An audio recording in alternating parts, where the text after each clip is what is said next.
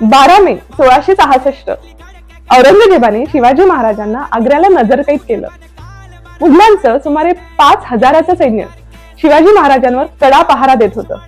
शिवाजी महाराजांची उपस्थिती पाहून औरंगजेबाने सुमारे 10,000 ते 15,000 सैनिक किल्ल्यावर आणि शहरात तैनात केलं.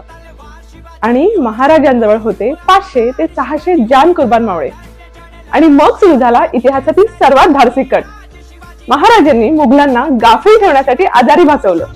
दररोज राजमहालातून मिठाईचे पेठारे बाहेर जात होते. मुघलांना वाटलं आजारी आहेत म्हणून धार्मिक कृत्य करत आहेत. पण हाच तो क्षण. शतकातून एकदाच घडणारं पलायन झालं. शिवाजी महाराज मुक्त झाले.